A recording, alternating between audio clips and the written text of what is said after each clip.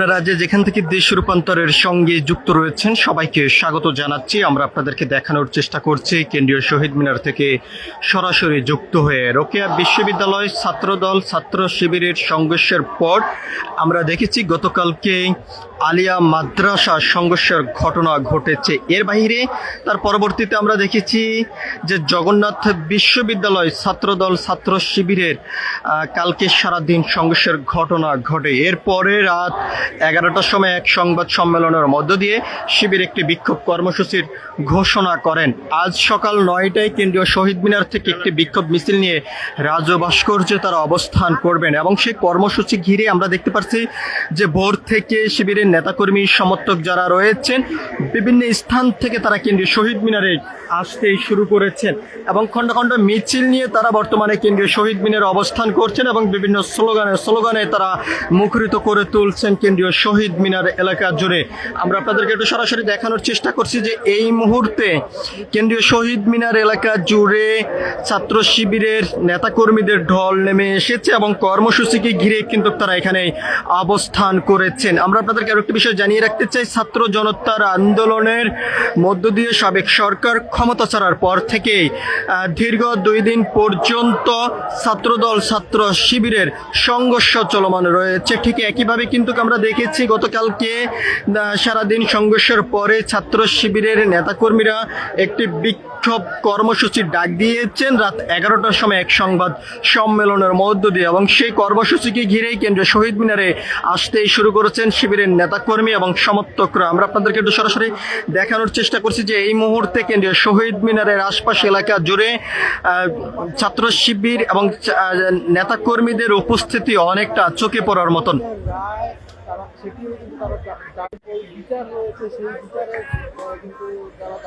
আমরা আপনাদেরকে একটু সরাসরি দেখানোর চেষ্টা করছি এই মুহূর্তে কেন্দ্রীয় শহীদ মিনার থেকে সরাসরি যুক্ত হয়ে ছাত্র শিবিরের কর্মসূচিকে ঘিরে ছাত্র শিবিরের নেতাকর্মী সমর্থক কেন্দ্রীয় শহীদ মিনারে ভোর থেকে আসতেই শুরু করেছেন। আমরা দেখেছি রোকেয়া বিশ্ববিদ্যালয় ছাত্রদল ছাত্র শিবিরের সংঘর্ষের ঘটনা ঘটেছে। এরপরে আলিয়া মাদ্রাসা জগন্নাথ বিশ্ববিদ্যালয় গতকালকে সারাদিন টানা সংঘর্ষ চলমান ছিল এবং সেই সংঘর্ষের পরে রাত 11টার সময় ছাত্র শিবিরের কেন্দ্রীয় নেতারা একটি সংবাদ সম্মেলনের মধ্য দিয়ে এই কর্মসূচির ঘোষণা করেন। আজ সকাল 9টার সময় কেন্দ্রীয় শহীদ মিনার থেকে একটি বিক্ষোভ মিছিল নিয়ে রাজ্য ভাস্কর্যে গিয়ে তারা অবস্থান করবেন এবং সেই কর্মসূচি ঘিরে কিন্তু আমরা দেখতে পাচ্ছি যে এই মুহূর্তে ছাত্র শিবিরের নেতাকর্মী সমর্থক যারা রয়েছেন তারা কেন্দ্রীয় শহীদ মিনারে অবস্থান করছেন এবং অবস্থান করে তারা বিভিন্ন স্লোগান দিয়ে যাচ্ছেন। বিভিন্ন স্থান থেকে ছাত্র শিবিরের নেতাকর্মী সমর্থকরা স্লোগান দিয়ে কেন্দ্রীয় শহীদ মিনারে আসতে শুরু করেছেন এবং তারা অবস্থান করছেন। আমরা যদি আপনাদেরকে একটু দেখানোর চেষ্টা করি, যতদূর চোখ যাচ্ছে ততদূর ছাত্র শিবিরের নেতাকর্মীদের উপস্থিতি চোখে পড়ছে।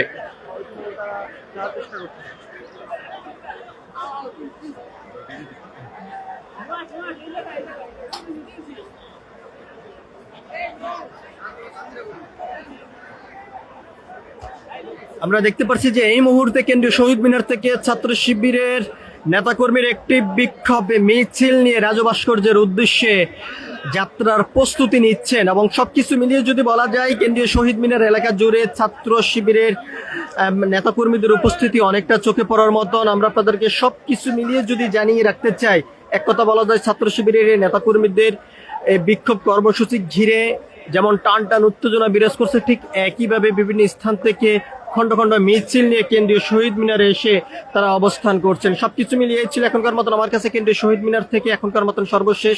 পরবর্তী আপডেট পেতে সবাই দেশ রূপান্তরের সঙ্গে থাকুন। ধন্যবাদ সবাইকে।